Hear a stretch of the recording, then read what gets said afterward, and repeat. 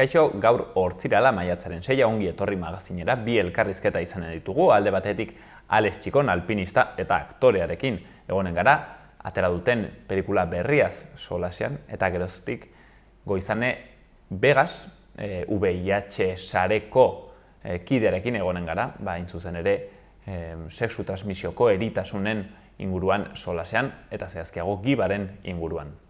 Az gaitezen betiko edukiekin. Efemerideekin hasiko gara.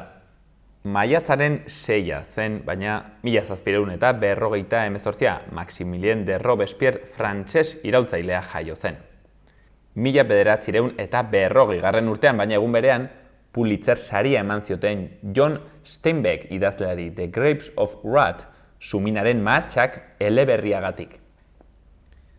Eta 1968 urtean Parisen sitio egoera deklaratu zuen gobernuak ikasleek piztu zuten maiatzeko iraultzagatik. Bukatzeko 1984ko maiatzaren 6an Kurt Cobainen hilotza aurkitu zuten bere Washingtoneko etxean, 3 egun lehenago bere buruaz beste egin zuen. Ikus ditzagun lerroburuak.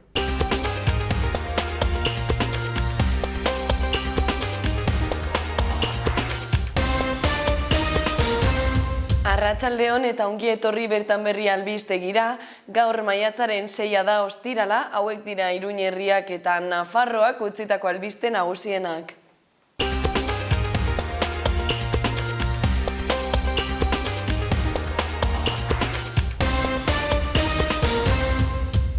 Pirinioek alokairuko 52 etxe bizitza izango dituzte ia 8 milioi euro mugiarazi ondoren. Nafarroko haur eskoletako langilek 0-3 zikloa gobernuaren ardura dela aldarrikatu dute. Grenache Dumont nazioarteko lehiaketak garnatxaren munduko mapan kokatu du Nafarroa. Nafarroko sektore ekologikoak hazten jarraitzen du, 62.000 hektareako azalerarekin eta 756 operadorekin 2021an. Iruñeko udaltzaingoak iruzur zantzuak baieztatu ditu 2022ko San Ferminetako kartelaren bozketan eta boto irregularrak kenduko dituzte ostiral honetan bozketarekin jarraitzeko. Udaletxeko tapizeriako lantegiak 30 bat besaulki egiten ditu tutoretzapeko apartamentuetarako eta Plaza de la Cruz bigarren hezkuntza institutuko kortinak osatzen ditu beste 100 unitaterekin. Iruñeko 50 bat saltokik digitalizazio prozesu bat egin dute udalaren eta Corp-Boctefa mugaz gaindiko proiektuaren eskutik. Nafarroko jauregira taldeak egiten dituzten bisitak berrezarri ditu gobernuak. Maiatzaren 11an antzerki aroa zikloaren barruan ATX konpainiaren Lubaki Lainotsu antzeslana eskainiko du.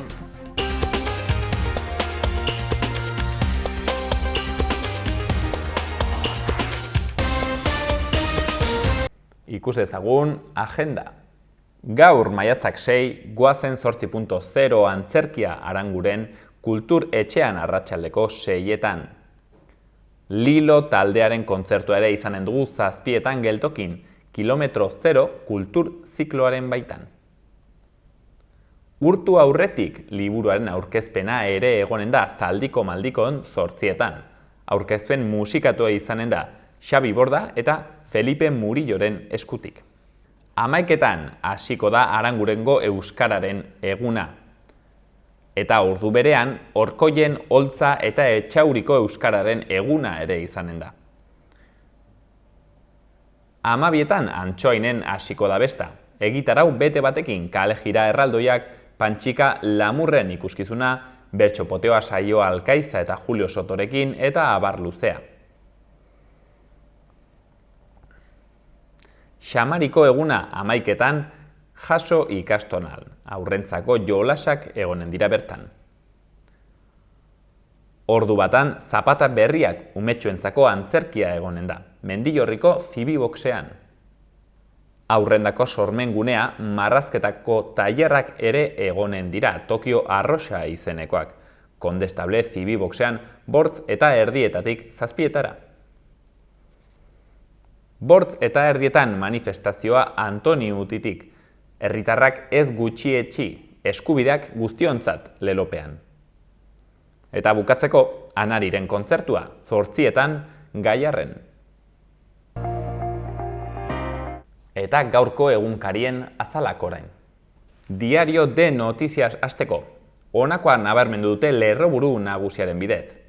CNIko zuzendariak espioitza onartu du, hainbat politikari independentistari egina.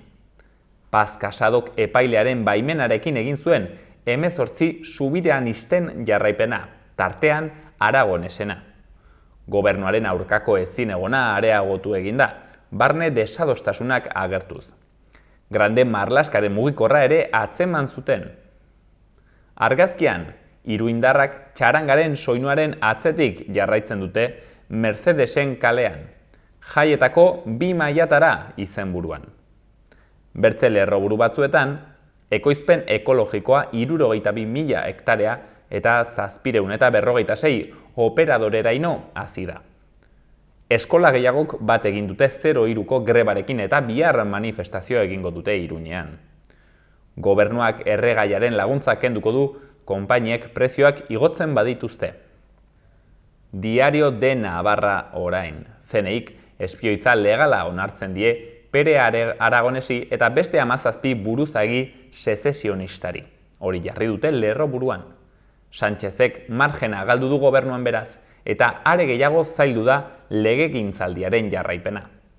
Argazkian, Iruñeko alde zarrean barna, txaranga Sanferminen etorrera ospatzen. Bertze berri batzuetan, Bilduk krisiari aurre egiteko neurriak salbatu dizkio Txibiteri. Bere itunak, 4,2 milioi, udalen eta kontzejuen artean banatzeko argiaren igoeragatik ez die IRPF-a 30.000 eurotik beherako errentei jeisten. Udaltzaingoak banan-banan begiratzen ditu Sanferminen kartelaeko iruzurraren botoak. Boto irregularrak kenduko dira, eta 9 orduko bozka gehiago irekiko da.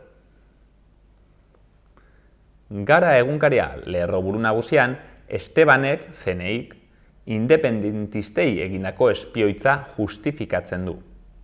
Inteligentzia zentroko zuzendariak intransigentziak aitortu ditu, datu berriak apenas eman eta dimisioa eman ez duen agerraldi batean. Argazkian, Sinn Féineko burua eta izenburuan, botoa eman dute Irlanda Batuaren ametsa gertuago dutela. Bertze berri batean, Bilbon ertzaintzak bilatzen zuen gizona entregatu eginda eta atxilotuta dago. Berria egunkarian, egunkariaren lerroburuan letra handietan, Bilboko hilketen susmagarritzat jo duten gizonak bere burua entregatu dio ertzaintzari. Komisaria batean aurkeztu da eta egozten dizkioten karguak ukatu ditu. 4 gizonen hilketak ikertzen ari da polizia, eta 2 kasurekin lotu dute atxilotua. Argazkian, Xangaieko 2 herritar babes jantziekin atzo eta izenburuan, COVID-aren arrastoa 15 milioi hildako. OMR-en arabera kalkulatu baino 3 bider jende gehiago hilda 2020 eta 2021 gaitzaren ondorioz mundu osoan. Bukatzeko Euskal Herria irratia. Departamentuetako hizkuntza planak geldirik dauzka PSNek. Txibite lehendakariak urteko lehen hiruhilekoan onarturik egon zirela hitzeman du. 2 langileren heriotzak salatu ditu Labek. Apirilaren 30ean kamioi gidari bat Volkswagen Landabengo plantan hilik agertu zela eta Nafarroako Unibertsitate Ospitalean garbitzaile bat hil zela asteartean baieztatu dute. Nafarroan aurten 350 etxegabetze baino gehiago izan dira.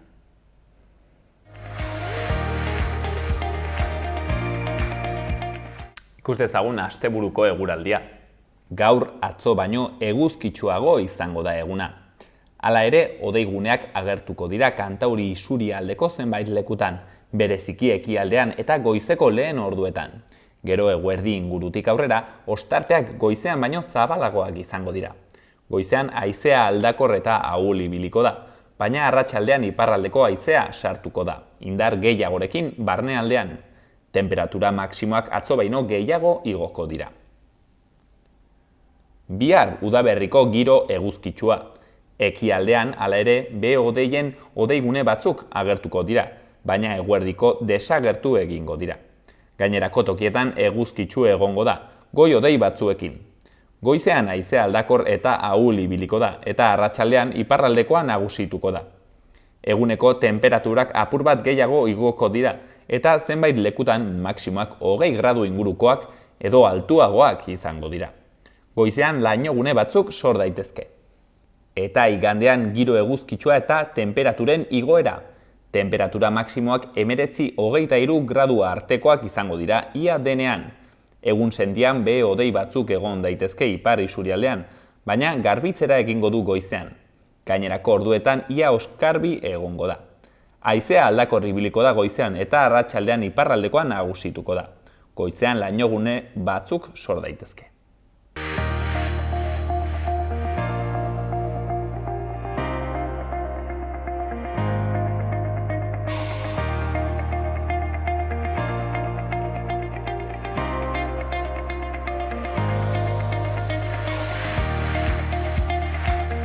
Eta arratsalde honetako lehenengo elkarrizketan Alex Txikon, alpinista handiarekin gaude. Arratsaldeon, Alex. Arratsaldeon. Bueno, kasu honetan alpinismoan eta aktore lanetan ere ibili zara, hain zuzen ere proiektu berri batekin, Anwar, ez dakit ongi errandudan, pelikula bat egin duzue, proiektu gainera aski interesgarri batean, eta horren inguruan solastuko gara. Hain zuzen ere orain, Trentoko Mendia eta Kultura Zine Festivalean estreinatu duzu, berriki pelikula hau, eta lehenik galdetu nahi dizut, zer moduzko izan da harrera estreinik hori? Estreinokoa, gustora, nire ustez jente oso gustora, oso gotzu. Bertan Trentoko Kultura eta Mendi Festival honetan, Zinema Mendi Festival honetan, askotan ibilitakoa gara, lagun asko ditugu, orduan, iaia beteta antzokia, oso gustora, bertan batutako lagundanak, gero pelikula filma baita ere errepikatu zen, orduan gu ja ez ginen bertan, baina oso harrera polita nire ustez. Gero bestetik, esate Anwar proiektu honetan, ondo esan duzula, filma polita da, desberdine, 3 kokapen dagoz, lehenengokoa Nepal, gero bigarrena Sierra Leone eta azkenik Pakistan, eta nik aipatu behar dut, aitortu behar dut, oso gustora nagoela Rosa García Loirek zuzendariak kasu honetan egindako lanagaz, eta bestetik baita ere, zeriunda bateko ekoiztetxearekin batera, ekoiztutako filma honetan baita ere, Juan San Martín, Ignacio Makirriain, Raúl de la Fuente, danak, Laurak Naparra kasu honetan oso gustora, oso gogotzu egindako lanaz, eta baita ere emaitzaz, emaitzaz, ni oso pozik nago. Bai, gainera egin duzen pelikula honek badu kutsu edo zati berezi bat, ez da alpinismoko betiko pelikula bat, naiz eta baduen noski mendia eta mendiko irudia handitzez gozatzeko aukera eta horko erronketaz, baino sartu dituzu elementu berriak, gero sartuko gara horretan. Lehenik eta behin galdetu nahi dizut, izen hori, Anwar, argiz beteta, zer dela eta izen hori?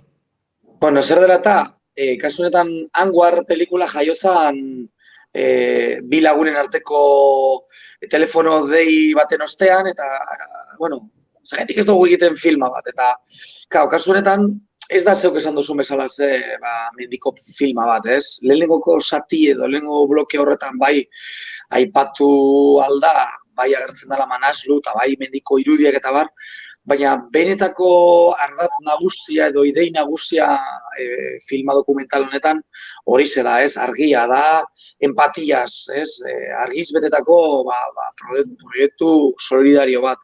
Non SOS Himalaiako fundazioak orain dela berri bukatutako eraikitako ospitala Sidoako herrian, Makaluko baiaran, Nepalen, espedizio eta gero bertara gerturatu ginen eta 2 instalazio fotovoltaiko montatu gendu zen. Bestetik, Sierra Leonean baita ere, Sierra Leonean instalazio fotovoltaiko bat kristona handia gintzan baita ere, eta azkenik Pakistanen baita ere, Gunter Mountain Mesner School 2002 urtean eraikitako eskola honetan, hainbeste herritarroiek, hainbeste emondozko eguri, neure ustetan, bueltan gure barrutik, ez, eta aldizat para igez hiltzan kabian, ez, eta hain maitatua zen persona hau aldizat para gogorarazteko alde batetik, eta etorkizun bat, ez, etorkizun, ez dakit, aukera berri bat emoteko, ze mundua dago banatuta, ez, era geografikoan, jaiota bazara Angolan, zein Filipinatan, zein Indian edo Estatu Batuetan edo Europan, zenbait herrialdetan aukera etorkizun bateko zu, eta Sierra Leona baten ez deko zu inongo etorkizunik, bertako favela baten jaioa bazara, ez. Horren, bueno, pues, egoera alibiatzeko, aukeratxo bat emoteko, adibidez Pakistanaren kasuan, Gunter Mountain Business School honetan, eskola honetan, 2002an eraikitakoa, bueno, argia montatu genuen, hor dagoz lau herriska, bat da Seir, Jail, Katzal eta Kutgali, bertan egongo dire, 1.200 bat lagun, urte osoan zehar bizitze, bueno, hor, agian gitxitxo hau, baina, bueno, instalazio fotovoltaiko horrek badeki aukera, ekiditzeko 12 kilometro bera egiteko, eta beste 12 kilometro gora egiteko, bere haien telefono, sakeleteko telefonoak, soilik kargatu alizateko, 24 kilometro, bere haien sakeleteko telefono kargatu alizateko. Eta, beno, ikusi dute zein garrantzitsua da, eta azkenean argindarra, ez da soilik, venga, interruptore bateri sakau, eta ez da aukera bat, bueno, beste errealitate batzuk edo ezagutza gehiago izateko, ez adibidez eskolan etxe genduen ordenagailuak, itxe genduen proiektore batzuk, proiektatu zen filma bat, eta bueno, umeak ikusi zuten, beraien herrietatik haratago beste realitate batzuk, beste movimentu bat, non hauetako hain muturreko herrizka hauetan, ez deki aukerarik, bueno, ez dago koberturarik, ez deki aukerarik, ez da telebistarik, ez irratirik, eta barra orduen. Beno, hor gogotzu magabiz azkenengo urteotan, eta nik esango nuke evoluzioaren zati bat da, ez azkenean gukeu, bueno, azkenengo 20 urtetan oso mankorrak izan direnak, lehen soilin murgilduten ginen, gure mendiko eskaladako proiektu erronka horietan, eta gaur egun, bueno, baita ere, eskalatzera baldin basoaz, saiatuten zara beste hor zure, bueno, azitxo batez, edo saiatuten gara, hori, proiektu, bueno, solidarioak, nola baita ere, eta, bueno, hor parte. Hain zuzen ere, trailerran aipatzen zenuen momentu batean, mendietako, bueno, toki arriskutsu horiek impactatzen aldutena, baino gehiago impactatzen zizula, momentu batean Pakistan eta Sierra Leonan ikusten altziren egoerak, ez, polizia, prostituzioa eta bueno, egoera gogorrak, ez, bizitzen dire bertan, eta zuek nahi izan duzu, hor pixket, zuen aletxoa jarri, guk ere hausnartzeko, zuk erraten zenuen, ezakit, injustizia geografiko horregatik, ez? Hori da, ez azkenean, gugeu, goimendietan eta barri gara pizkatzo bat, eta pizkatzo bat apuruz, baina gehiago izotzeskoak bihurtuten gara, eta bai esan behar dut, olako tokietan, eta benetan, da bidai bat adibidez, Sierra Leonan kasuan nien etorrelak Nepaletik, koronavirusa pasau berri, 7 egun ostean Nepaletik mugidu zaitez, ostera bez Sierra Leona, inundik inora nauen gure joan, eta ze positiboa izan zen, bertan, favela horietan egotea, eta esaten duzu, zelakoak garen, Euskal Herrian, azkenean okerreko norabidean joten gabiz, soriontasunaren bila adibidez, aipatuteko, eta zauzenean bertan, eta ikustezu ze aukera gutxi dekiezan, dinosu, ezke, benetan, sentiduten zara soriontzua, bizitzeko beste, ez dakit, ikuspuntu batzuk zabaltzen dutzu eta guztiz ezberdina da dana, baina, bueno, oso mankorra, beste alde batera gogorra, baina mankorra.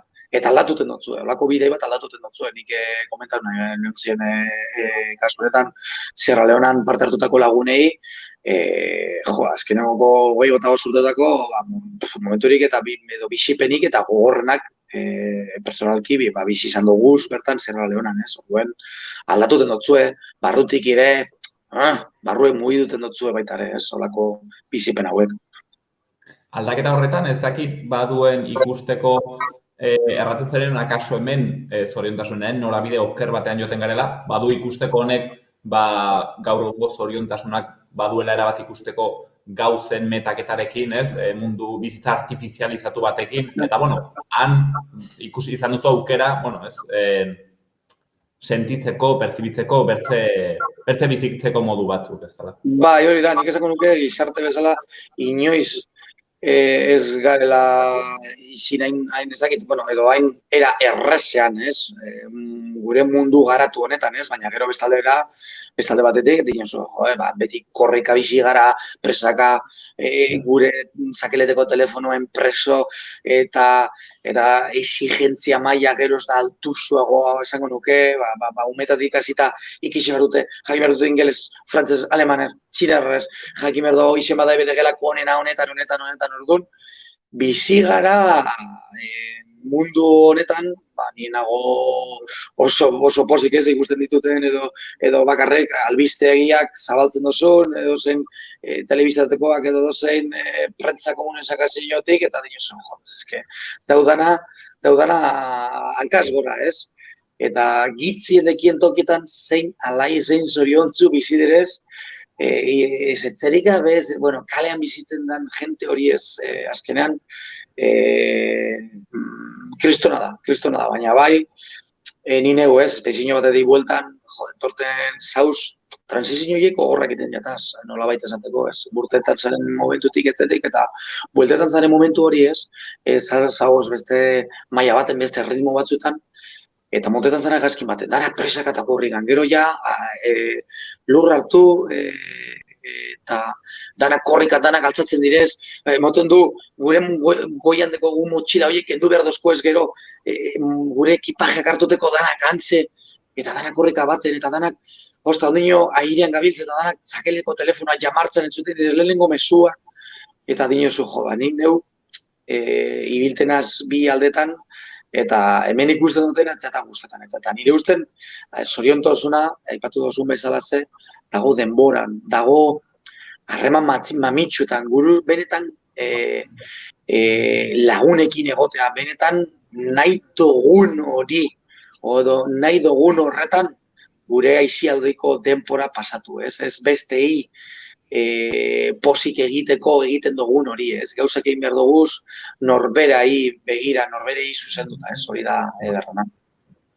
Onditzetan entzuna diet mendizale alpinistei mendi puntan zaudenean, arazoak ikusten direla bertze erlatibitate batekin, ez? Ez direla, arazo gu itotzen garela baso txiki batean eta handik erraten duzula. Bueno, bizitza bertze zerbait da, ez? Bertze tempus bat da, eta nola ematen duen ere perspektiba mendiak. Edo zen kasutan, Alex, eta pelikula nola baitere destripatu nahi izan gabe, baino adibidez, arrona izan zuen, zuek panel fotovoltaiko hauek eramatea herriska horietara, nola sentitu zenuen bertako herritarren harrera? Oso beroa, oso unkigarria, bai Nepalen, bai Sierra Leonean, bai Pakistanen, zuze olako toki batera, zuzenen laguntzera, eta beraiek hasieran gelditzen dira horrela, hau, ze izango da, segongo da honen ostetik eta gero ikusten dozunean, Pakistanen kasuan, geuk ere zamalanetan ibili ginela, 30 kiloko bateriakin, 40 kiloko plaka solarreko paketeakaz eta ostra, bertakoak, esaten dute, ostra, eta gelditzen dira horrela, eta gero ja ikusten dutena instalazio eta beraientzako eta bertan. Eta ez dutela, ez ordaindu beharrik eta zeizer, ostra, hor dago gako, ez?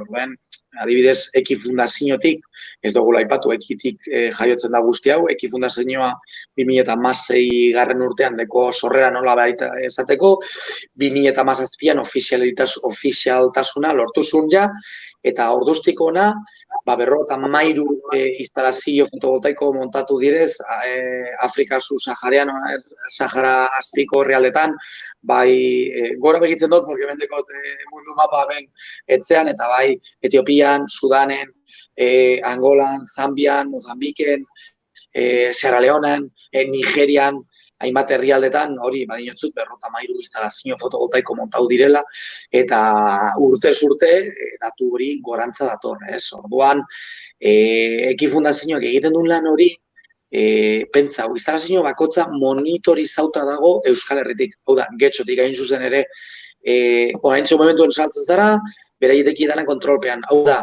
plakak adibidez zikin baldin badagoz, adibidez bateriak sartzen direla kontsumoan haunditu egiten dela, eta beti da betikoa.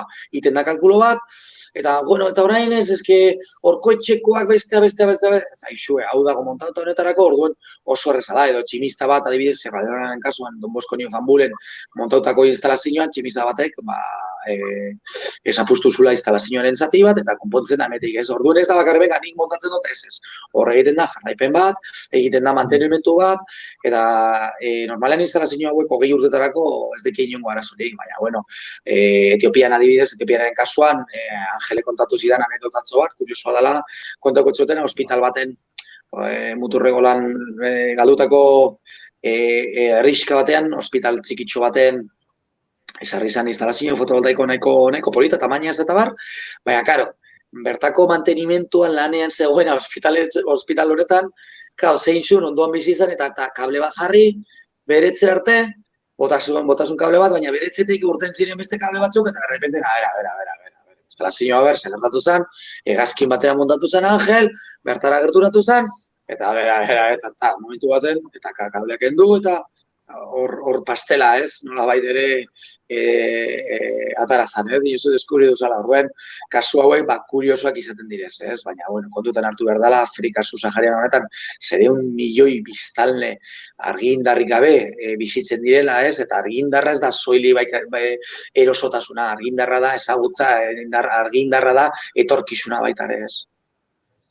Neri hor, ezakit, Aleix, partekatuko duzun, bai izaten dut kezka bat horrekin, eta da, ze puntotaraino eramatean alako teknologiak laguntzeko ezan ditugun aldi berean sortzen espektatiba bat ere bai hango biztanleetan, eta, bueno, momentu batean hori izaten alda, ez dakit, kaltetan, zalantza hori. Baina, hori no, adibidez. Bai, Pakistanen kasuan, karo, oraintze deiez deko daz, haixue, konturatu gara, hau honek zelako garrantzia dekon, hemen deko guz danak gure zakeretko telefonoak, umeak eta gabaz eta beti hor dago argia eta eta makinaren bat eta erabaltziko eta ostra, benetan konturatuten dire, zelango balioa dekon, eta nahi dugu, karo, sukaldatzeko baitare, joan beharrean geroz eta urrinago, geroz eta urrutiago, eta, karo, horre pinue bota behar ditugu, eta gero egurra jeitsi herrietara, eta gero sukaldatzeko eta bar, eta segaitik ez dugu montatzen, karo, ez dire espektatiba, dire, dana nahi dugu geroz dago beto bizi, orduan beraiek ere ikusten dute eta lagundu duzu, eta ostra, orain segaitik ez duzu egiten hau eta hau, baina hori oso horreza da kudeatuten, ulertzen duzu, baina hori normala da, hori azkenean da, gizakia dekogun gen bat hor barruan sartuta, eta gero beti nahi dugu eros eta gehiago eta hobeto bizi. Baina, hor dago gure lana, baita ere, gure lana ez da bakar benga montatzen dut eta zekiz ere, eta abandonot, ez, gure lana da, erakustea, irakastea, eta gero baita ere, ez dugu montatzen, jasotzen dugu, ez, montatu behar dago, ez, egiten da lan bat, non dagoen, non montatuko dan, nor egongo da instalazioaren ostetik, eta aldez aurreko lana hori hor da garrantzitsuna. Hor egin behar dugu benetako lana, eta benetan hor asmatzeko, bale? Porque zoaz ez da inora, eta gero resultak ez daude 200 eguzkian orduak urtero dinosu, ez. Euskal Herrian abiz Bizkaiaren kasuan urtero ditugu 1.300 bat ordu eguzkian ordutan, berba eginda orduan, gaur egun adibidez presioan megabateotan, kostua energi berriztagarrietan 40 euro badire, zuk erosteozu 80 bat eurotan, ez? Orduan, hasta Bizkaian esan aldugu, nolabait ere rentablea da, ez? Ja, enpresari behituta zuzenduta, baina zuk lan bat egitera basoaz, nik zer dakit Kazajistanen adibidez, eta han ordu gitxi dagoz, eta ez du la merezi, ez? Orduan, karo, esfortzua egiten den esfortzua, fundaziotik baita ere, etxetik urten da, neurtuta dator. Hau da, egiten da, kalkulua egiten da, urteko egunik eta txarrenean. Gaur egun teknologiai esker informazio asko dekogu, beraz egiten dire kalkuloak instalazio fotovoltaiko hauenak urteko, 365 egun urtean egunik eta txarrenean, bale? Orduan, hor kalkuloak ataten dozuz eta gero, aipatuten dut zueten bezala, non montatzen dire zen, ulertzen dozu instalazioak, ez? Eta segaitik, eta ze komunitate dago horren atzetik, ze behar izanak dituzten, eta hor egiten da lan asko, ez? Bai, garrantzia erranen dugu ez dela bakarrik eramate teknologia batzuk, baizik eta, bueno, eita horren inguruko ere hausnarketa bat, ikasketa batzuk erraten zenuten bezala. Aleix, gehiegi ez luzatzegatik horretan ere, badu pelikulak bertze zati bat, edo egin duzuen proiektuak bertze zati bat, berriztagarriekin ere lotua, baina kasu honetan da, mansalurako igoera hori, ez? Eta kasu honetan ere erabili dituzue, energia berriztagarriak erraten baituzue, igoerak alpinismo handizetan kutsakorra izaten dela, ez? Eta honek, seguraski ikuslea handitzei harrituko gaitu. Zer zentzutan erran daiteke? Bueno, gure aportazio txikia egiteko, ez? Ikusten dugu Asia, holako Himalaiako mendikatean, Karakorunen eta gaur egun aldaketa klimatikoa geroz da okerra dagoala, eta geroz da okerragoa dijoala, eta leku hauetan, nik esango nuke ozenago ikusten dugu, ez? Garbia ikusten dela orduan.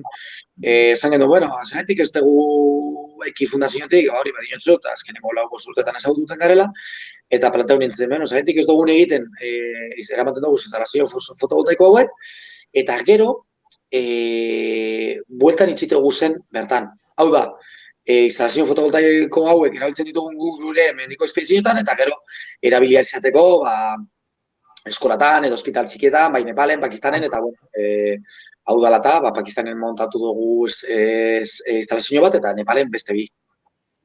Eta, gure kasotan, gure mendiko kanpaleku nagusietan, aukera dekogu, gure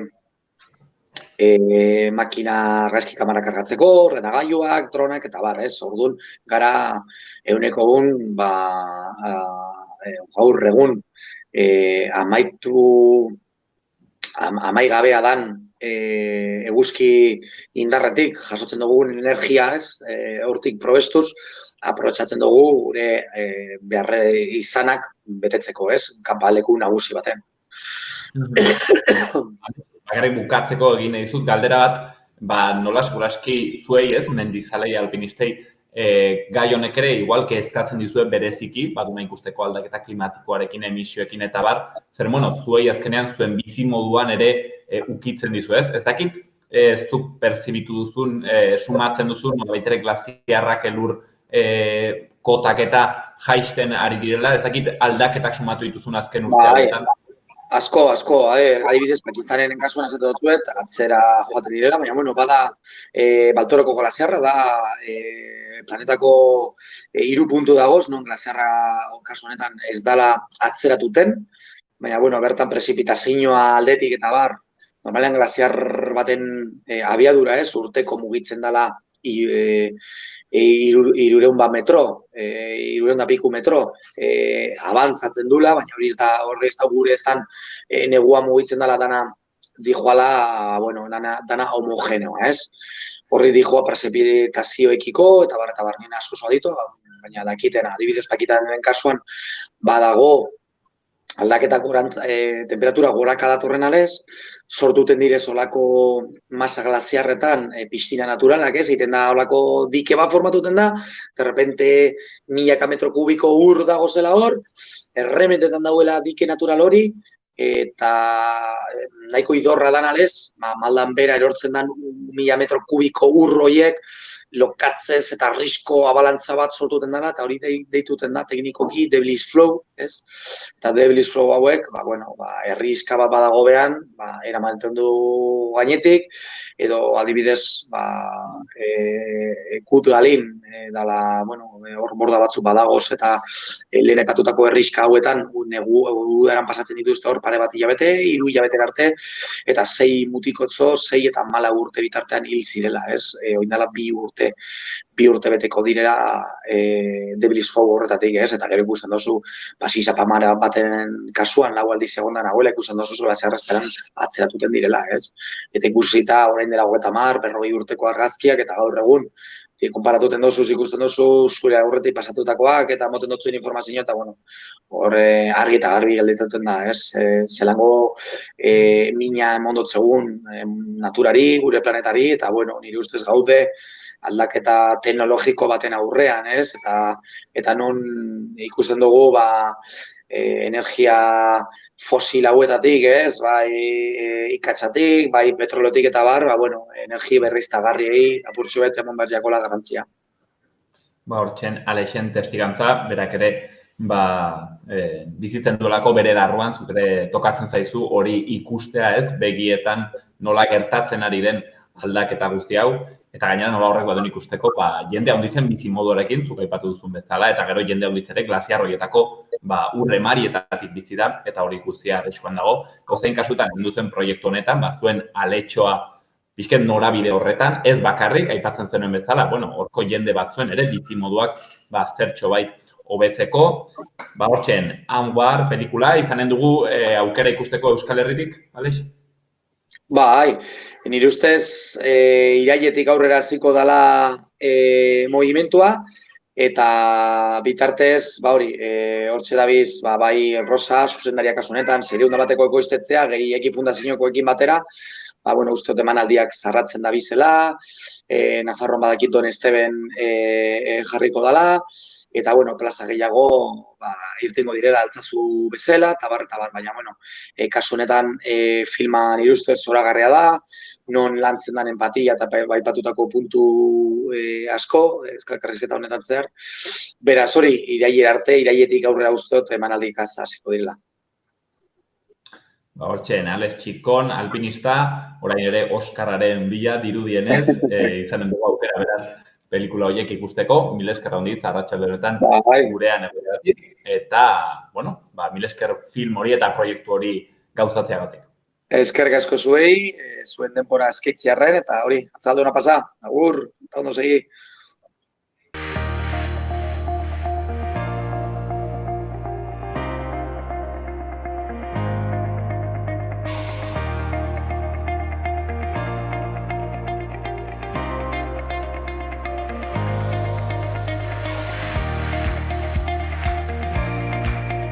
Eta parlamentariekin ere egon gara pai legearen inguruan galdezka. Ikus dezagun. Pasaden astean PSNek Navarra Sumaren laguntza onartutako legeak inflexio puntu bat markatzen du. Azken batean lehenengo aldia da, ingelesa baldintza, ezinbesteko baldintza gisa, eskatuko dena funtzio publikoan sartu alizateko, irakasle sartu alizateko, 350 lanpostu, egonkortzeko aitzakiarekin, izeta legeak esartzen dituen baldintzak betetzeko aitzakiarekin. Gure ustez, kalte nagusia izango da, pai, atzerriko hizkuntzak ikasteko programa horiek blindatu eginen direla.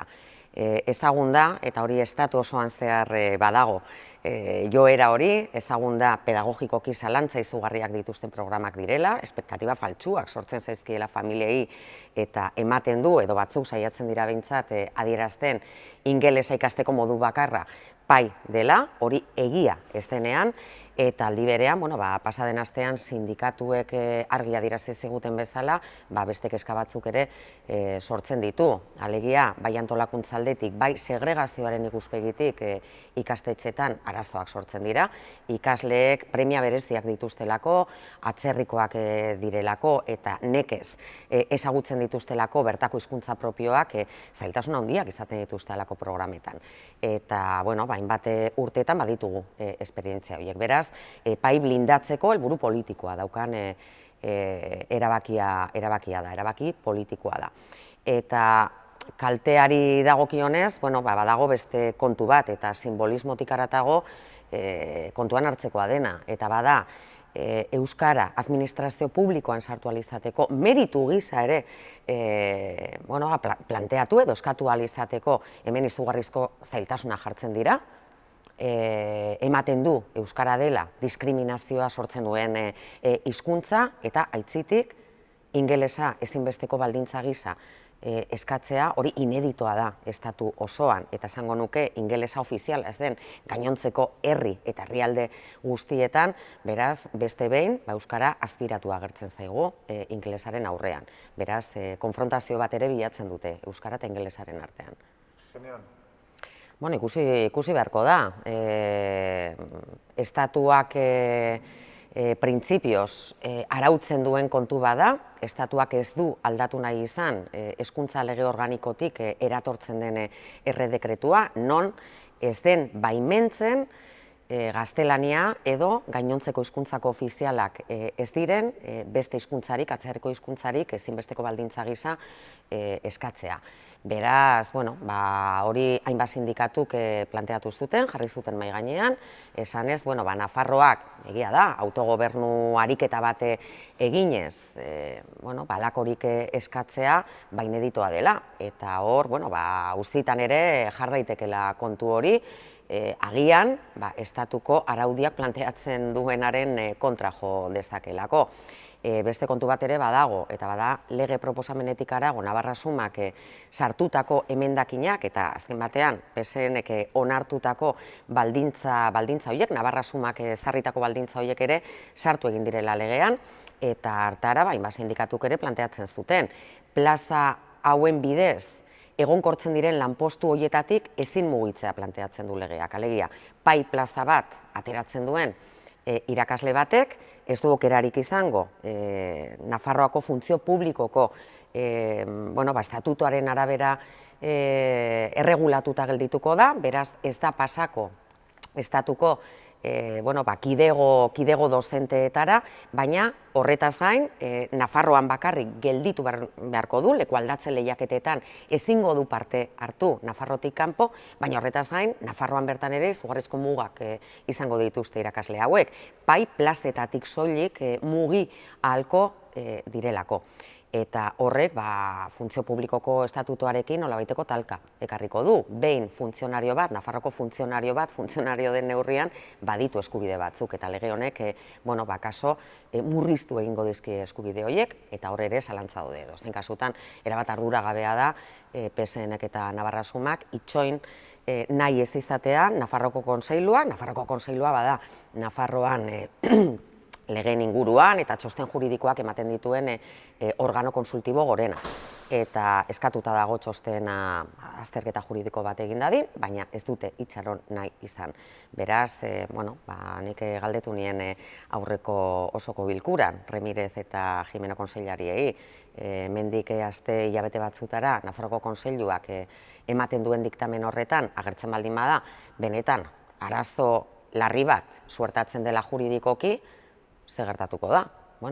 Ikusteke hori guztia, horregatik diogu erabat arduragabea dela. Guk ere ez dugu oso ongi ulertzen nolako beharra zeukan Alderdi Sozialistak lege hau korrika eta presaka 15 egunetan onartzeko. Benetan ez dugu ulertzen, baina egia da, koinziditu egiten duela, merezimenduen dekretua geldirik dago, tramitazioan dago orain dela hilabete asko, baina kajoian egon da beste hainbat eta hainbat hilabeteetan, eta gero badago beste kontu bat, eta bada izugarrizko atzerapenez. Ari direla, Nafar Gobernuko departamentuetan hizkuntza planak onartzeko.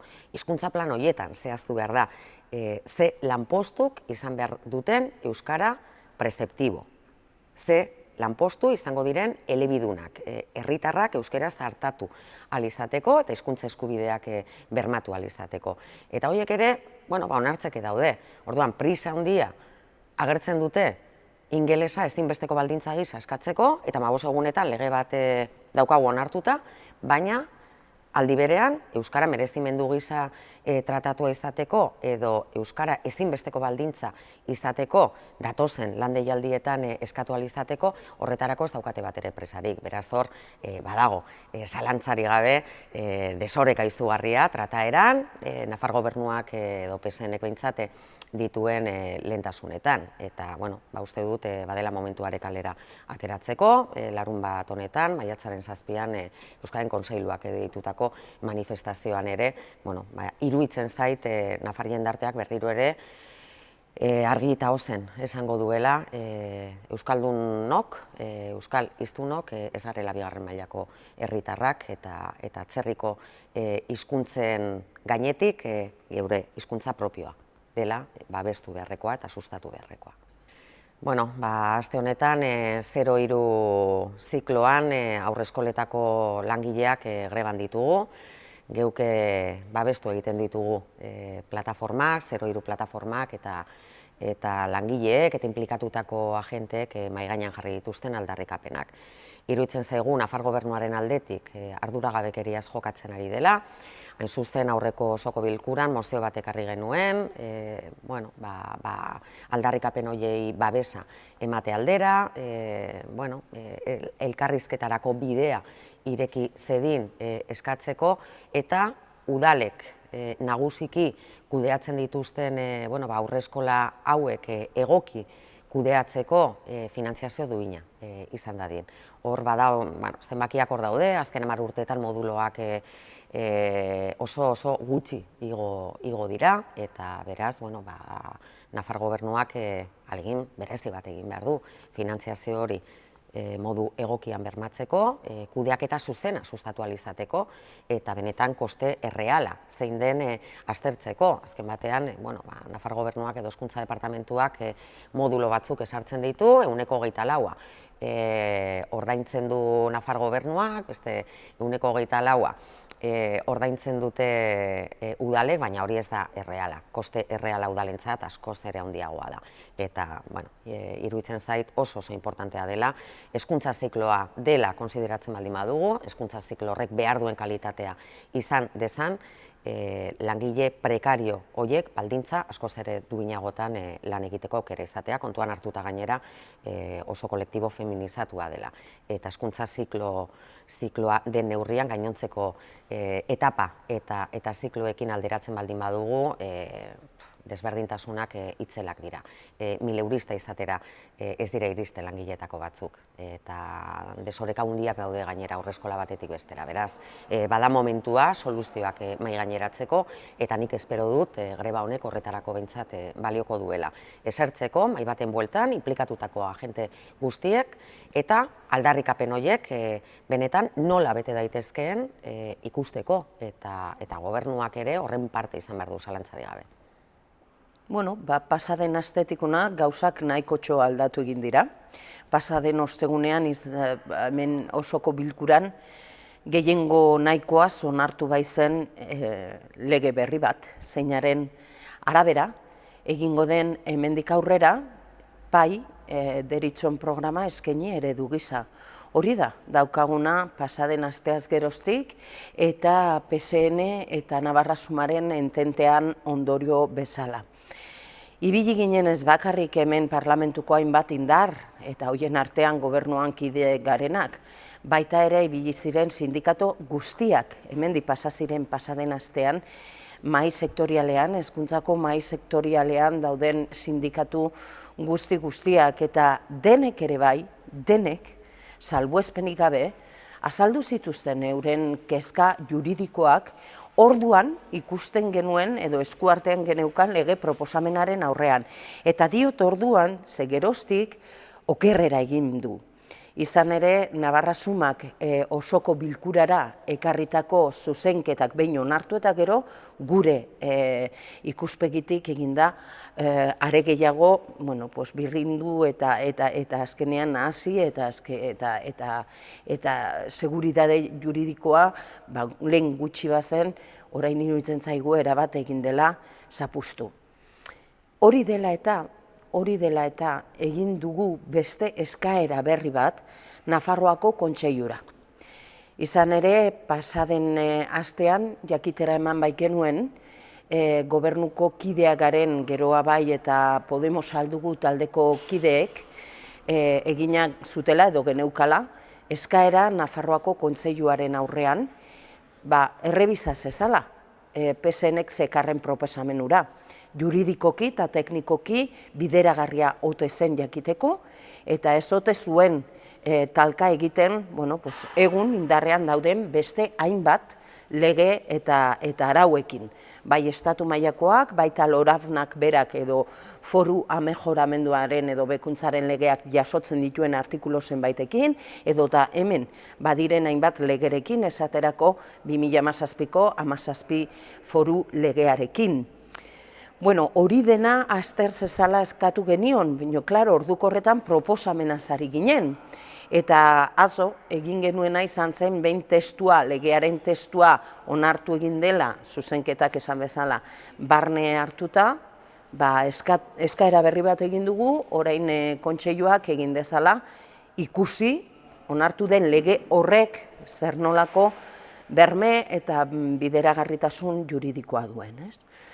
Guk badaukagu kezka, sindikatuek esan bezala ere kezka agertu zuten, badakigu hezkuntza komunitatearen barruan, hainbat familiek eta batez ere profesionalek kezka ugari badituztela, are gehiago ikusita, ari direla ja honezkero hitz egiten ereduaz, ez? Inork ez daki ongi, zertaz ari diren esaten dutenean pai eredua ezarriko dela.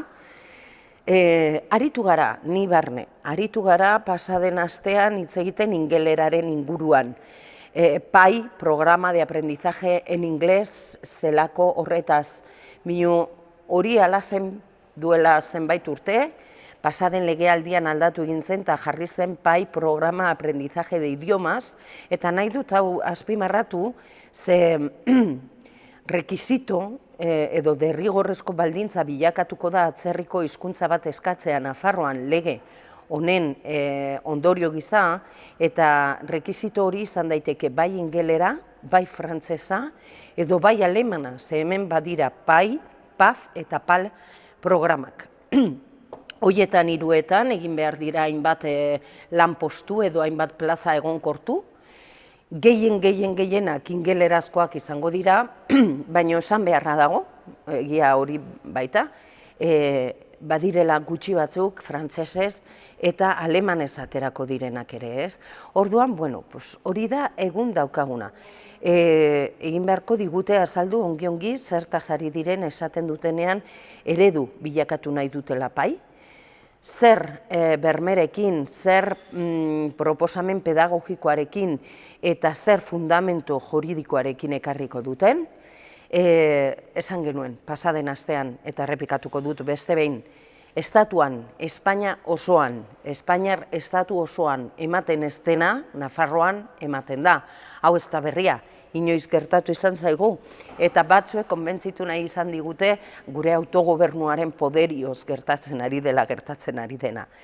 Ez da horregatik gertatzen ari, hemen nagusi den euskarafobiaren poderioz ari da gertatzen, eta diot nagusi, ez dakit kalean edo jendartean, baino bai hemiziklo honetan eta bai jendartearen ordezkari garenon artean, izan ere, 20 hamaika dira, eta 50 jarlekuetatik 30ak uste du hau dela bidea.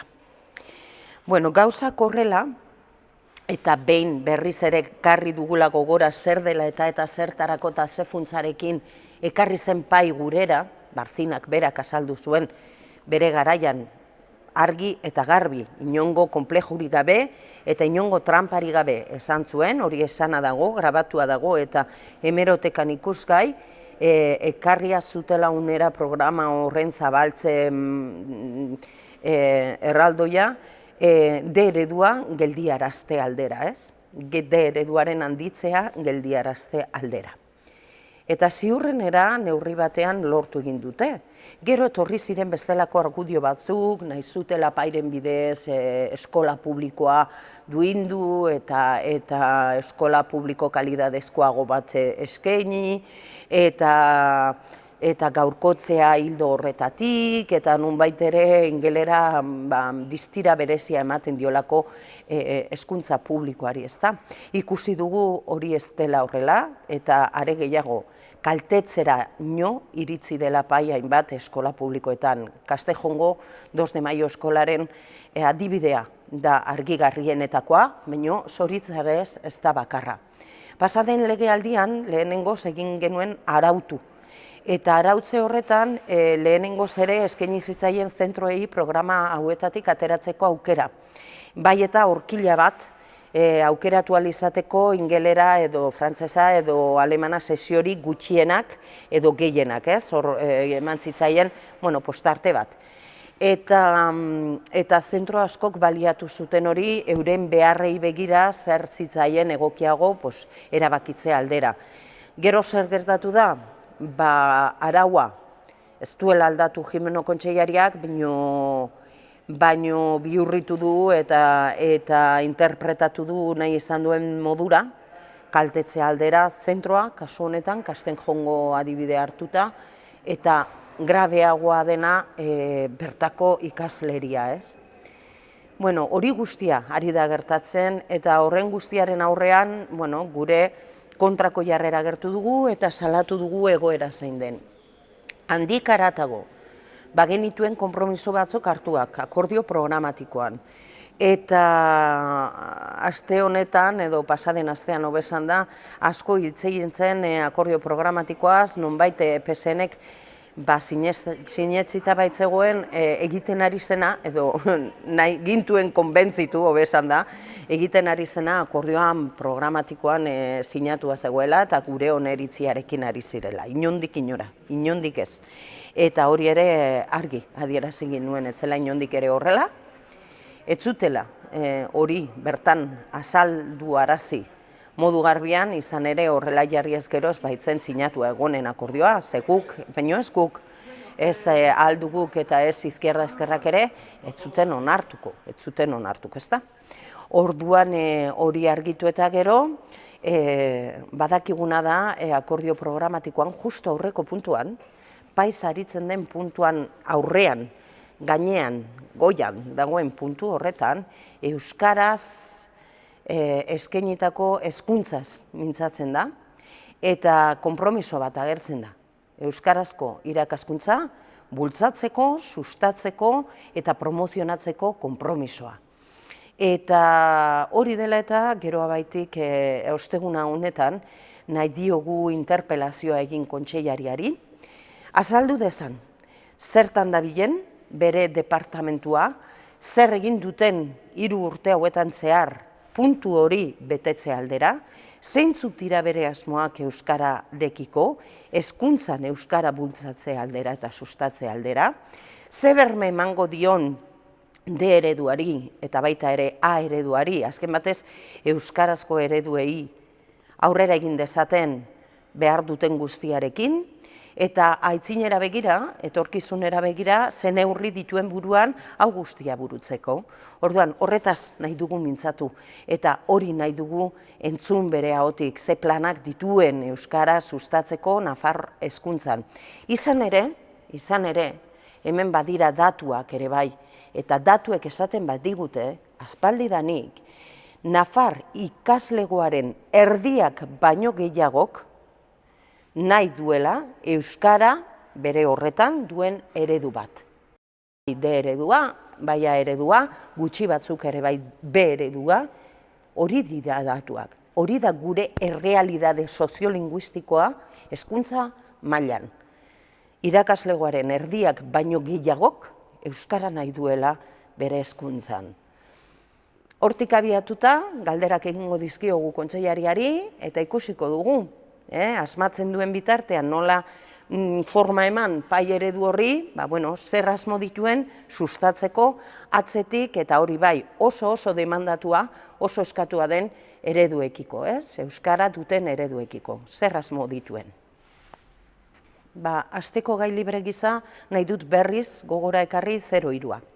Badakit zuek proposatu egin duzuela maiz gai hau, izan ere azken boladan gaurkotasun gaia izan baita. Aste honetan bereziki gaurkotasuna duen maila bada ere bai, nahiz tapai ibili den pixka bat estaltzen, duen grabedadea eta duen pisua. Aste honetan urratsa eman dute hainbat sektoreko hainbat profesionalek, 0-3an lan egiten duten hainbat hezitzailek, oso urrats zaila eman dute eta hartu dute grebara joateko konpromisoa. Nahiko genuke greba hau eten dadila. Eta gure iritzian, Geroa Bairena buruz, greba hau ekiditen altzen lasai aski. Borondate pixko batekin, eta kontseilariak egingo balu sinatua daukaguna. Eta konprometitua daukaguna, eta azken batez gobernukideek edo kideok eskatu eta exigitu dioguna. Eskatu diogu, 3 urte hauetan zehar, jar dadila, mahai baten inguruan. Mahai horretan egon behar badu parlamentua, egonen dela, gustorazki. Baina mahaia antolatu behar duela hezkuntza departamentuak. Berea da ardura eta berak du horretan azken hitza, izan ere ejekutiboa, betearazlea, bera baita. Baina behar du egon mahai horretan sektoreko ordezkaritza bat, bai ala bai. Ez dago antolatua eta ez dago beste modurik, ez daukate beste mairik eta ez dute non adierazi euren ekarpenak, euren aldarriak eta euren egoeraren egia. Orduan iruditzen zaigu beharrezkoa dela hartzea mahai horretan profesionalak. Eta jakina ikusita nola dagoen sistema Nafarroan eta nola dagoen antolatua eta eskainia 03 zerbitzua, mahai horretan behar dira egon jarriak ere bai udalak. Orduan beste behin gogorarazi diogu, nahi dugula mahai hori eratua ikusi hemendik gutxira, berandu dabilela eta tarte horretan behartu dituela azken batez langile hauek kalera irteten eta ez hori, ze ibili dira azken moladan kalera irteten mobilizazioekin azkenean grebara behartu ditu, ez? Eta badakigu denok zer nolako kaltea dakarren hori, ez bakarrik familiei eta zerbitzua eskatzen dutenei baizik eta norberari, langile horietako bakoitzari eta ze kostu altua duen horrek, ez? Beraiek egin dute kostu hori euren gain hartu eta aurrera pausoa eman dute. Favorez eta arren jardadila departamentua beraiekin eta aintzat hartitzala euren eskaerak. Eta negoziatu dezala, guk ez dugu esaten ardezala eskaera osoa kartzen dioten modura eta egina dagoen bezala eta esarri dezala. Negoziatu dezala. Negoziatu dezala eta heldu dadila akordio batera. Eta behintzat, elkarren arteko edo elkarlanerako bide hori abiatu dezala. Orduan, guretzako ez dago beste aukerarik jarri behar du bai ala bai.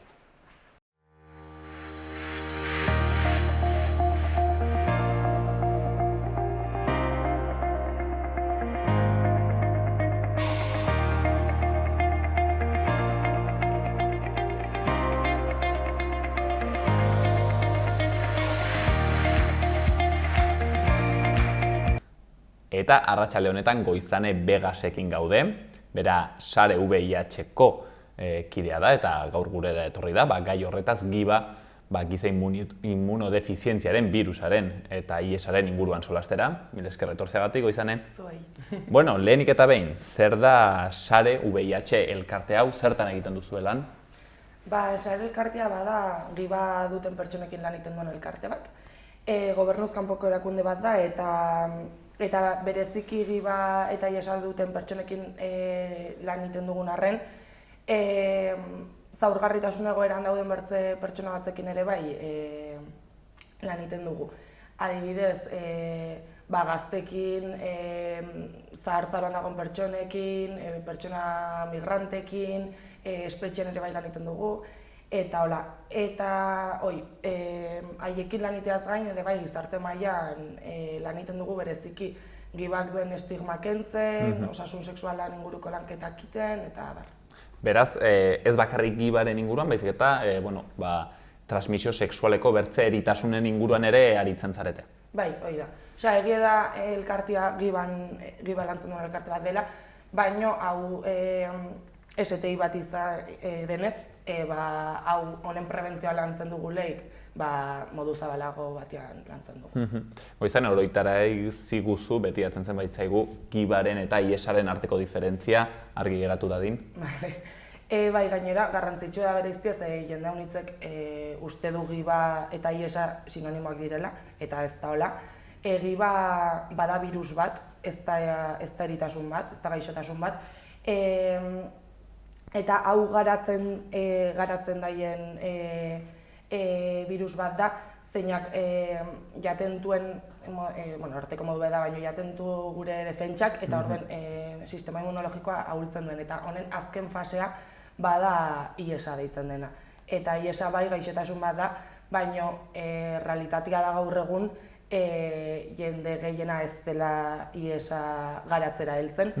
Gaur egungo tratamenduek kontrolatzen dutelako arrasongi giban maila, eta ia 100% badu odoleko kantitatea indetektablea, eta honek erran nahi du intransmisiblea dela. Hau ez da izan beti hola, ez? Duela urtean dana bat, bai, eriotza tasa ikaragarria izan zuen eritasun honek, ez? Bai, eta gainera hortaz sortzen da elkartea ere bai. 30.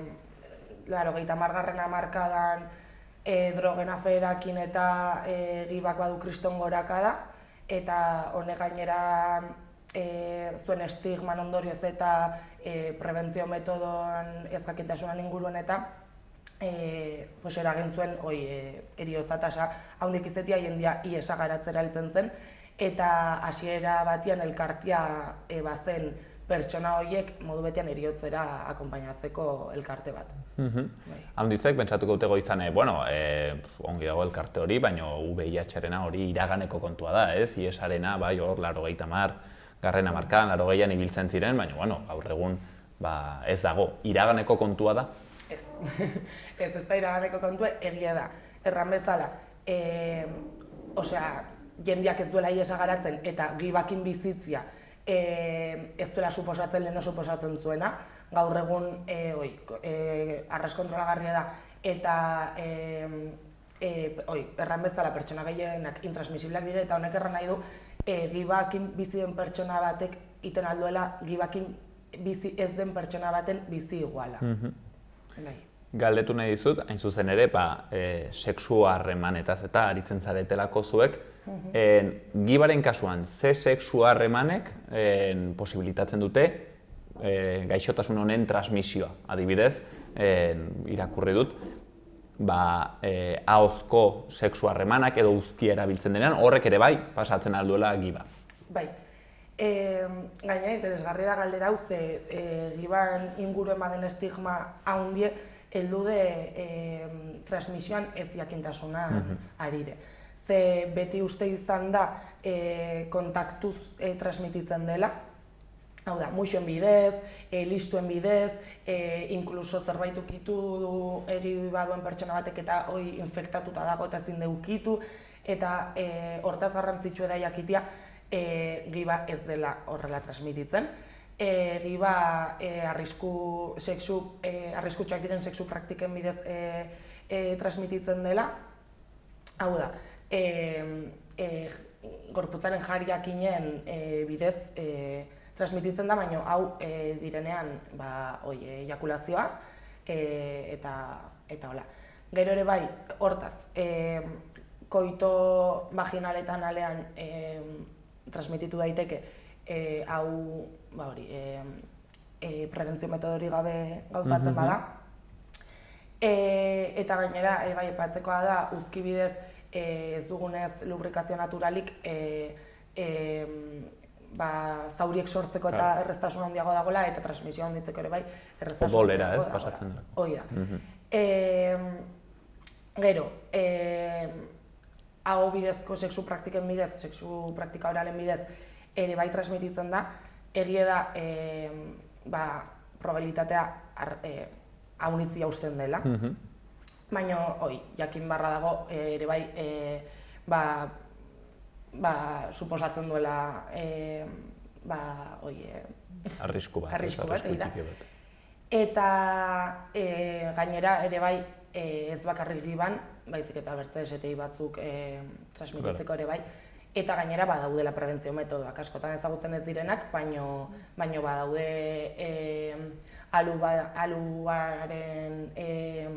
aluan eta ipurdian ibiltzeko latexeko barrerak, badaude kondoiak, badaude metoda asko. Bueno, eta hori, esan dugu arrisku praktiken bidez. Gero ere bai odolaren bidez transmititzen da. Noski.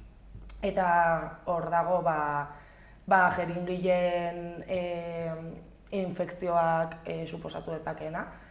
Eta gero ere bai, amaren esnearen bidez transmititu daiteke, honek izena du zeharkako kutsatzea, eta hori, transmititu daiteke ez haurdun zaudena ezin da transmititu, soilik esnea ematen badiozu zure haurrari. Orduan, griba baldin baduzu haur bat izaten alduzu berdin, baina bularreko esnerik ezin diozu eman. Beraz, hoixen ez, argi geratu dadin, ama batek giba baldin badu, izan dezake lasai ederrean seme alabarik, aurrik, eta ez du inolako arazorik garatuko, bakarrik hori, bularretik emandako esnea, hor aldaketa bat egon marko zen. Hala ere, geratu dadin argi, sexuari dagokionez, beraz, musuak, inolako arazorik gabe. Horrek, karo, pentsatzen dut sortzen duela ere estigma handia, ez? Ez jakintasun horretan, ez dakizu zenbat ukitzen alduzun zenbat musu eta guzi horrek ez sortzen du, gero ez dakit gorroto hau, nazka hau, ez? Holako estigma hori, ez da? Gainera elkartea sortu zuten emakumek kontatzen zaguten aintzinekoan, nola elkartea sortu zutelaik, bazagoen jende bat ez zuena kontaktu fisikoik izan hilabetez inorek ez zielakoz ukitzen. Ez besarkadik maten, ez ukitzen ere. Eta elkartea ere bai piket beharroiek asetzeko ere bai sortzen da. Bereziki hori behar psikologiko horiek asetzeko eta bertan bazutelako espazio bat normal bizitzeko. Tailerrak iteko, jendiai besarkadak mateko, eta hola. Eta maten du lehen horran duzun bezala iraganeko kontu bat dela, baina gaur egun ere beldur horiek edo nazka sentimendu horiek existitzen dira. Eta sexu harremanekin bukatzeko, erabiltzen badira adibidez preserbatiboak, kondoiak, eta bertze babeserako erraminta horiek, ez dago arriskurik? Hoi da, ez dago inolako arriskurik. Beraz, hortzen, izaten alderela bizitza sexual erabat plenoa eta ederra giba izan ere. Guztiz. Zuek egiten dituzuen tailerretan eta hitzaldietan, ze motatako edukiak transmititzen dituzue? Batugu programa ezberdin haunitz tailerri dagokionez. Egia da azken aldien bereziki gaztekin aritu garela, hori izanik momentu unten perfila edo, baina egia da hala ere bertze perfil batzuekin lan egiten dugule. Adibidez, emakumeen berrantekin tailerrak egiten dugu maiz, eta bar. Momentu unten dugun programaik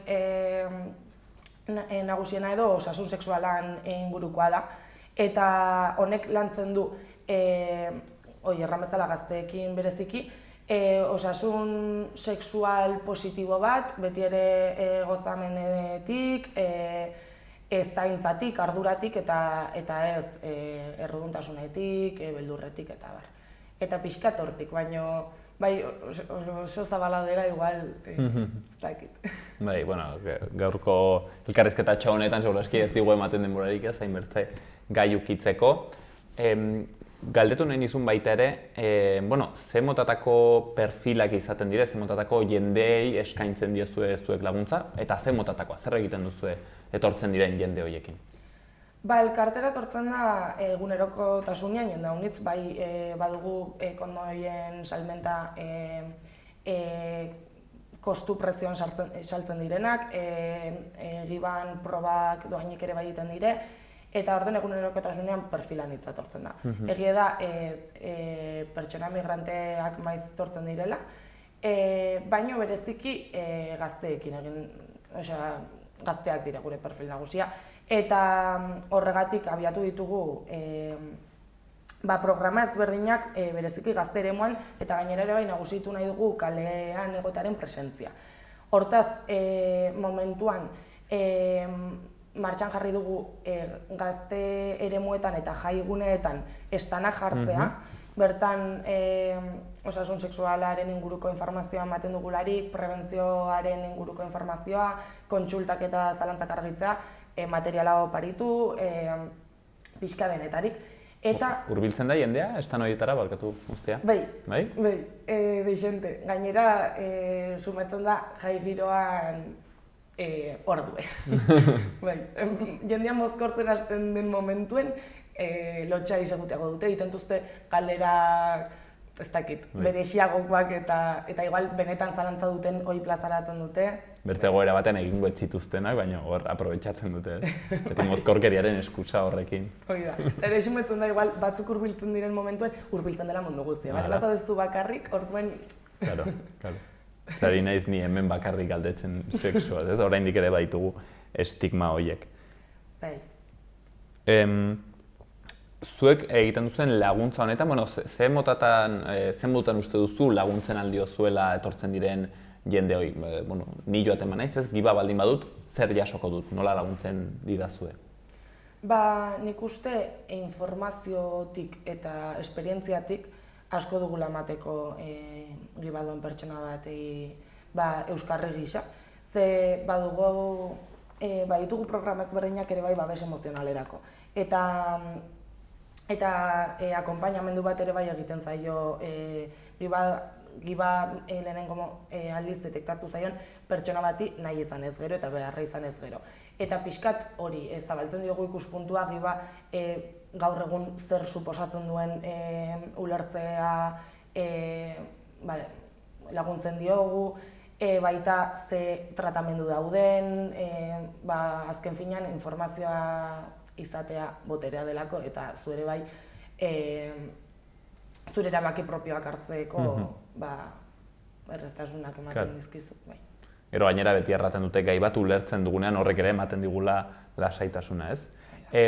Nik giba baldin badut adibidez, edo oberranta, ez baldin badakit badudan edo ez, ze sintomak izaten alditut, nola jakiten aldut giba dudan edo ez, zer sintomak eraman beharko zean pentsatzera kontuz agian hau begiratu beharko dut. Gibak ez du sintomaik. Ez. Enbar dena da zure osasun sexualan kontrol bat izatea. Eta ardurakin jokatzea eta egite dituzun praktikak direnak izan da jakintasunetik egitea. Baina hori egia da sintomik ez duela, orduen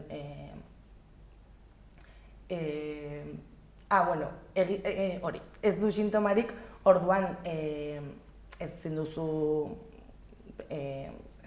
detektatu. Baina egia da probazkarrak badirela, eta izan balin badituzu arriskuzko praktikak edo giba duen pertsona batekin harremanak izan dituzu eta urduri zaude edo dena delakoa, badaude probazkarrak konfidentzialak direnak, adibidez sabelkarten egiten ditugu eta baita medikuan egin daitezke. Eta horrela jakin dezakezu, positibo zaren edo. IESari dagokionez, Goizane, gaur egun ez du sendabiderik, ez, eritasun honek? Edo eritasun kuadro honek? Ez du sendabiderik, baina hori gauza da, IESa izatera heltzea gaur egun zaila dela. Detektatzen den momentuan, tratamendu antirretrobiralen bidez, virusaren mailak oso kontrolagarriak direlako. Eta beraz, giba duen jendeak ere izaten aldu bizitza bat nolabait ere plenoa, ederra, eta izaten aldu bizi esperantza normal bat, edo normalki jeisten da tasa hori bizi esperantzarena? Bai, bizi esperantza normala dute. Giba duen pertsona bat gibarekin biziko da bizi osorako, baina bere egunerokoan integratuko duen zerbait da. Gero, ez dakit, bukatze aldera, agian zuen gaitik urrunago joaten den afera bat da, baina bai egia dela, gibaren kasuan, VIH-ean egon dela ere bai negazionismoa, ez? Badago hor jende talde bat ukatzen duela, virus hau existitzen denik ere bai, haunitz oroitu dire hortaz pandemiaren kontu honekin ere bai, argi geratu dadin, giba existitzen da, virus bat da, eta frogatua dago gainera existitzen dela, ez da? Bai, eta garrantzitsua da jakitea dagoela hau modu egokian eraman ahal izateko. Bueno, ez dakit bukatzaldera, kanpainarik edo begirat pentsatu duzuen, aurrera begira, non aurkituko zaituztegu? Bale, pues bai, lehen horren bezala osasun sexualan inguruen lanketa nagusin dugu orai, eta hortaz, aipatutako estanak eta hori itea zain, aigara reportaje lan bat iten, nahiko potenta izaten ari dena. Eta hortan, zuzenki galdetzen diogu gaztei abertzen badakiten sexualitateen inguruen, osasun sexualan inguruen, prebentzian inguruen, ITS-en inguruen, eta hori arras garrantzitsua da, ze guk nahi batugu asetu gaztek dituzten beharrak, uste dugu lehen da biziko pausua dela kalera atratzea, eta beraiei galditia zer behartuzten eta zer den ez dakitena, zer den existitzen diren tabuak, estigmak eta horiek bazautzia, baino lehenengo pertsonan. Eta hortaz, aigara reportaje batzuk iten, zeinak gure YouTubeko kanalera ere igotzen dugun, eta ere bai, publi pixketit aldera, nahi baduzen zuen herritako bestetan edo dena delakoan reportajeak ite ere bai. Goizanean Company. Hoi da. Eta batugu sare sozialeak ere bai, ze erran bezala, kalian egotia da gure helburu arras garrantzitsua, baina kontziente gara sare sozialek gaur egun gazterien duten influentzia, duten eragina, eta horiek ere bai badirela formakuntza espazio bat egun eta realitate bat dela. Eta hortaz, saiatzen gara, benetako informazioa ematen, informazio egokia ematen sexualitatearen inguruan, eta horretarako egite ditugu baditugu programatxo ezberdinak bezala Instagram kontuan adibidez, sare _VIH/salud sexual izena du. Eta hortan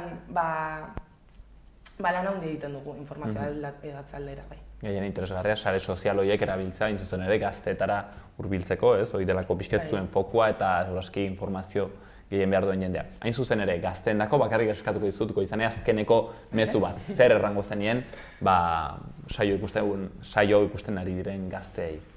Sexualitateaz gozatzeko, zautzeko, beti ere errespetutik, zaintzatik eta jakintasunetik. Hortxen Goizaneren hitzak arratsalde honetan, sare VIH elkartearen bitartez, web orrian, Instagramen informazio gehiago, eta haitu duzuen bezala, zuen bestetan egotean nahi baduzue, hortxen duzue bere kontaktua. Mila esker hona izko izanen. Zuei.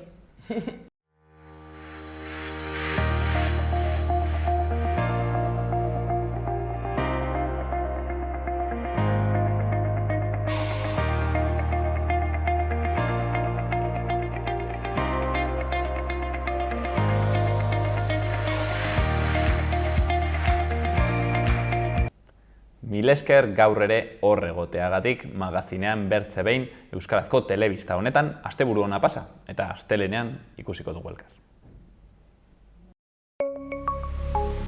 Gobierno de Navarra. Nafarroako gobernua.